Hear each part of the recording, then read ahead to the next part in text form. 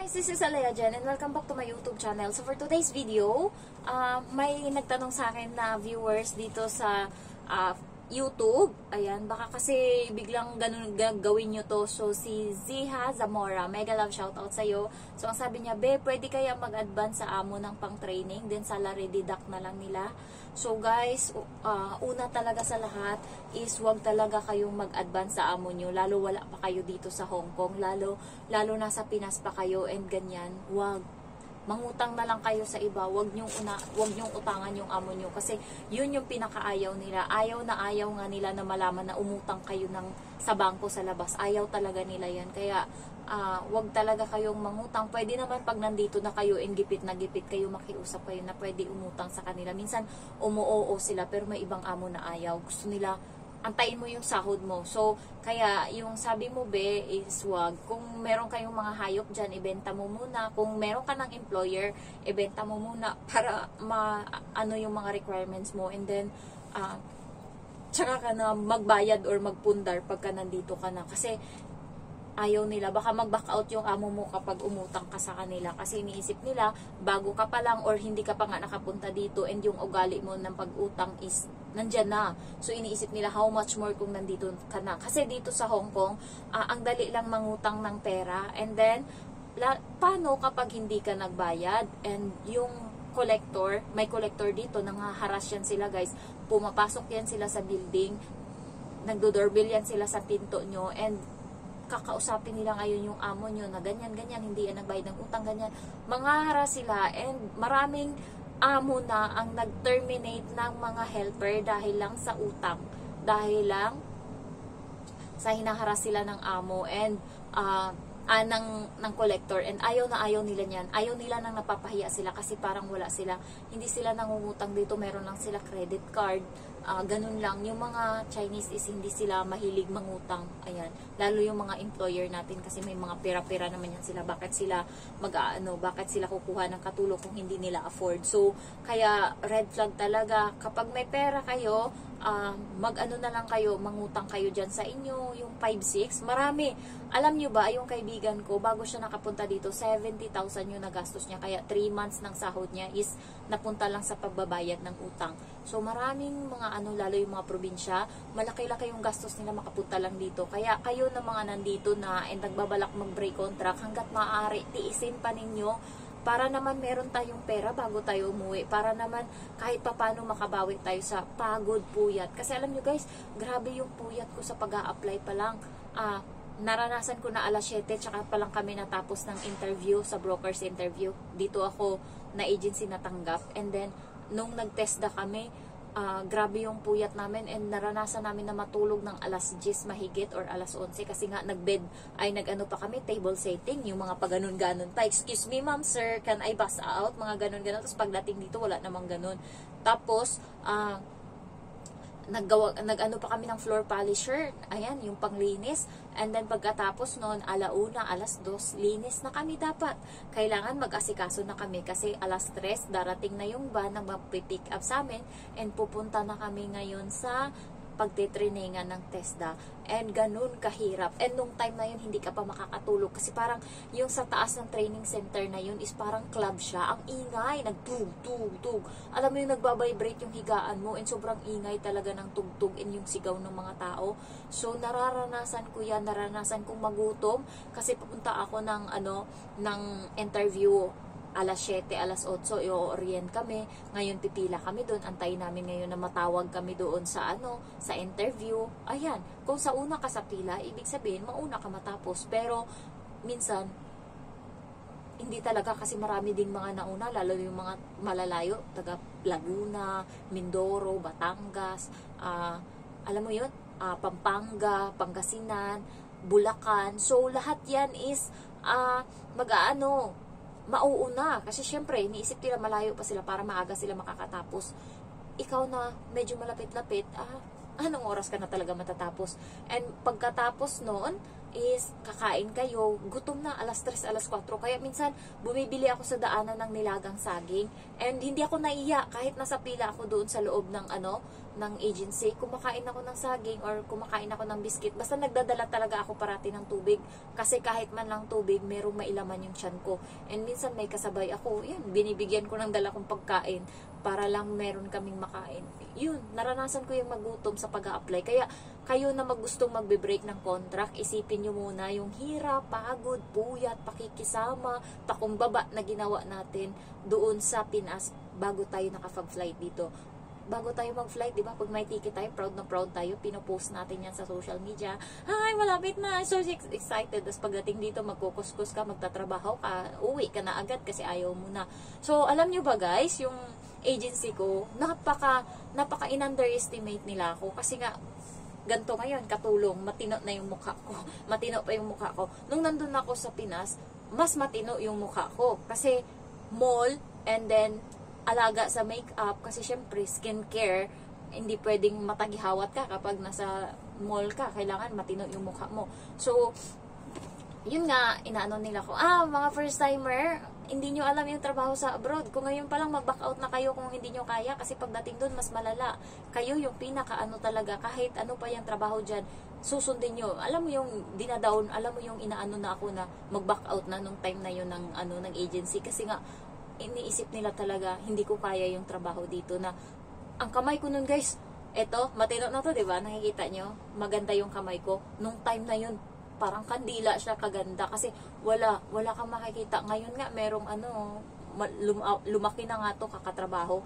Dati talaga parang yung eto ko, ganito siya kaliit, tas mahaba. So, napakaano talaga ng kamay ko dati. And nakikita yun nila nung pinaganon nga ako eh. Sobrang alam mo yung parang sobrang straight ng kamay ko. Hindi katulad ng iba na, alam mo yung batak sa trabaho na matataba yung kamay. Ayan. Ako hindi. Siyempre, walang trabaho. Cellphone lang hinahawakan ko sa trabaho ko sa Pinas. Cellphone lang, ballpen, nagsusulat lang ako. Nag-a-assist lang ako ng customer. Walang kabigat-bigat yung trabaho ko. Nung time na yun, wala talaga akong kamasil-masil. Ngayon, meron na, diba? Konti lang, konti. Ayan. Dati talaga wala. And fit yung mga damit ko pag nag-a-apply ako nun. Kasi syempre, naka-polo shirt. Ayan, yung puti. So, makikita talaga na maliit yung mga ganto-ganto ko. And nung time na yun talaga sinabi ng na baka gusto mo dito na lang mag-back out kasi yung trabaho doon is ganyan. Sabi ko talaga sa agency, kasi gusto nga nila akong kunin doon sa sa office. Sabi ko, hindi, mag-a-abroad talaga ako. Yun talaga yung sabi ko. So sabi niya, ikaw yung pero baka kasi mamaya 3 months ka lang doon, umuwi ka na, hindi mo kaya yung trabaho, ganyan-ganyan. Tapos nakangiti lang ako. Sabi ko, tingnan na lang natin. Tapos ngayon napaproud sila sa akin guys. 1 taon na ako dito, pero kilalang kilala pa din nila ako. Mabanggit mo lang yung Genevieve na pangalan sa Light and Hope, alam nila agad yan, marirecognize nila. And pag may nag-a-apply daw, binibida pa nila ako na, ay, meron kaming applicant na vlogger na ngayon, na kilala na vlogger na ngayon sa Hong Kong. Sabing ganun, ay, nakaka-proud. Thank you naman. So, ang plano ko dati, pag umuwi ako, isusurprise ko sila, nabibigyan ko sila ng chocolate, pero baka hindi ko na magawa. So, gustong-gusto ko talaga yon. Nung bago nga ako dito, sabi ko, kapag i-message ko sila na lilibre ko sila ng merienda, pero hindi ko na magawa ngayon sa dami ng kailangan kong tapusin. Alam mo yung nai-stress ako, kasi guys, yung bahay 300,000 na yung nagastos ko, pero marami pa rin kulang. Yung mga binigay ko pala dati na pera sa mama ko para ibili ng materyales, sinasabi lang sa akin nakabili na, pero pala hindi pa. Halos lahat ng pera ko sa materyales na punta. 2 linggo pa lang nagtrabaho yung yung mga labor ko. Tatlong mason ba tawag doon, yung parang skills, and 3 helper, and lahat yan guys walang bilang. Kasi sila libre sila umagahan, tanghalian, hapunan. So parang ang ganti nila sa amin kasi nga malayo sila ko talaga sila kinuha. Kailangan pa nilang bumiyahe ng 2 hours para makapunta sa amin. Kilala namin sila, parang pamilya na namin sila. Kasi yung kapatid ko, and then yung asawa ng kapatid ko, kapamilya nun. So, nung mga teenager pa ako, fiesta-fiesta doon sa kanila, doon ako parati. Mga tagi-1 linggo ako doon, nagpi-fiesta, ganyan. Kaya kilala nila ako, and alam ko talaga na pulido sila magtrabaho kasi sa lugar na yon medyo mahirap sila, paggapas lang ng tubo yung ginagawa nila. So, ang mura lang ng sahod, kaya parang malaking opportunities na sa kanila na makatrabaho or makaano doon sa amin, and libre yung pagkain kasi doon sa kanila hindi mataniman masyado yung lugar nila ng pagkain ba, wala, tuyo yung lupa, kaya wala silang katulad sa amin na marami kaming gulay, marami kaming ano. Sa kanila kontento na sila sa tuyo, ginamos, ganyan. Nung nandun nga kami, yung ulam namin doon is, alam mo yung ano, ginamos na isda. So, yung ate ko, kasi nahiya siya sa akin, kasi isumbong ko siya sa mama ko. Pinunta niya kasi ako doon, sinama niya ako sa fiesta. And, ayaw niya na mapahiya kasi nung time na yun, naniligaw pa lang tong asawa niya. So, ayaw niya mapahiya kasi susumbong ko siya sa mama ko na hindi ako pinapakain doon ng matino na ulam. Kasi sa bahay, umiiyak ako pag hindi matino yung ulam. Nakaganyan na yung mukha ko. So, sila yung gumagawa ng paraan kasi yung asawa niya ngayon, yung ano, is driver ng tricycle. So, bumibili yun doon sa palengke ng pagkain. Ayan, para meron akong pagkain, para hindi ko siya isumbong sa mama ko pag uwi ko sa amin na hindi ako pinapakain doon ng matino. Pero wala talaga, hindi sila ganun kaano. Kaya sila yung kinuha ko na magtatrabaho dyan sa akin kasi alam ko yung hirap nila and grabe talaga yung hirap nila doon. Kaya gusto ko na kahit papaano man lang ba, meron silang pera kahit ilang linggo lang na meron silang ano, kasi kawawa talaga sila doon, para silang namuhaw-muhaw sa pagkain kapag merong okasyon. Parang alam mo yung agawan sila sa pagkain. Kami na mga taga Sipalay, tahimik lang kami, antay lang kami na bigyan nila kami ng pagkain kung ano yung nandyan. Pero sila guys, hanggat kaya nila, kukuha sila ng tinapay. Hindi yan kukuha ng isa, dalawa, kami ganyan, kukuha lang ng isa, pag naubos kukuha uli. Sila, kailangan nilang kumuha ng 3 kasi wala na silang babalikan, ganun sila kalala. Kaya gusto ko na sila yung kunin para man lang makatulong sa pamilya nila kahit papano. And yung ganti nila nga, kasi libre sila umagaan, tanghalian, hapunan, yung ganti nila is dapat yung trabaho nila alas 7 nagsisimula, natatapos ng alas 5. Hindi ganun yung nangyayari. Alam mo yung ginagawa nila, nagsisimula sila alas 6. Walang nagsabi sa kanila magsimula, pero nagtatrabaho na sila alas 6 pa lang. Kasi alas 6 sa probinsya namin, ano na, alas 5 pa, ano na yung araw. Nagpumupula na, and mga 5:30 araw na. So alas 6, nagkakalikot na sila doon sa ano, sa ginagawa na bahay. And alas 6 pa lang trabaho na sila. And then, tapos sila ng alas 11 niyan. Tapos kakain sila ng tanghalian. Ayan. Tapos, balik nila ngayon alauna ata, basta 7, 8, 9, 10, 11, tapos 12, tapos balik sila ng alauna. Pagbalik nila ng alauna, hanggang alas 6 na yan sila. And yung trabaho nila guys, walang mason, walang helper sa trabaho nila. Lahat sila bumibit-bit ng ano, lahat sila, yung sahod ng iba na 400, pero yung trabaho na kaya din nilang magpanday, kaya din nilang maging ano ba'y tawag doon, basta yung kaya din nilang bit-bit sila ng martilyo, walang bilangan ng trabaho. Na helper lang ako, magbuhat lang ako ng semento, maganyan-ganyan lang ako, magano lang ako, assist lang. Walang ganun. Lahat sila nagtatrabaho. Kaya sabi ng mama ko, ang sisipag ng mga kinuha mo na trabahador, wala ka talagang masabi. Kaya hindi, alam mo yung hindi ka manghinayang sa pinakain mo. Kasi ano sila, walang bilang talaga. And 1.5 magto 2 weeks na sila tomorrow, and malapit nang mabubungan yung pangalawang ano, kasi yung una, parang 3rd floor nga yung bahay ko kasi yung unang floor, ano din, alam mo yung buhos din, doon ako na ano, and sa pangalawa, ganun din, and alam mo yung ang dali-dali nilang ginawa, and pulido yung gawa talaga nila. So, sila na nga din yung gumiba ng bahay ko na, kasi lumang bahay yun, pinagiba ko, and then doon, nilagay yung bago. So, sila na rin. Kaya napakaswerte ko sa kanila. Nanghinayang lang ako kasi wala na akong pera. Gusto ko pa sila pagtrabahuin. Tinanong ko nga kanina yung pinaka-head nila. Alam mo, walang contractor sa kanila. Diba yung contractor? Yung parang ano-ano, nakikipag-usap sa'yo na ganito yung pera. Kailangan ganon. Ganto.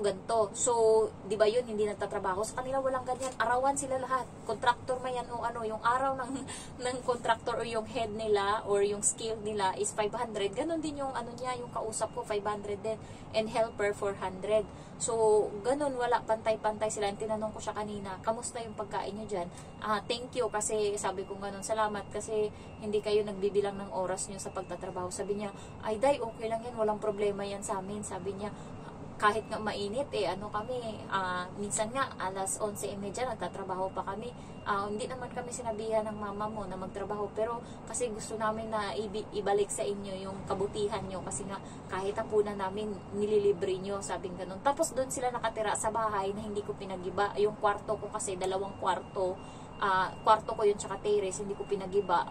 May bubong yun, parang yung kwarto ko, and then paglabas merong tambayan, pwede kang umupo, pwede kang magano, parang living room ng kwarto ko, ganun. So, hindi ko pinagiba. So, dun sila ngayon natutulog. And, ayun, naawa ako. Gusto ko talaga silang ipagpatuloy na magtrabahuin. Kaso yung pera, hindi na talaga magkasya. So, guys, ang dami ko pang gustong ichika sa inyo. Namimiss ko kayo. Ayan. So, thank you for watching and I love you all. Bye-bye.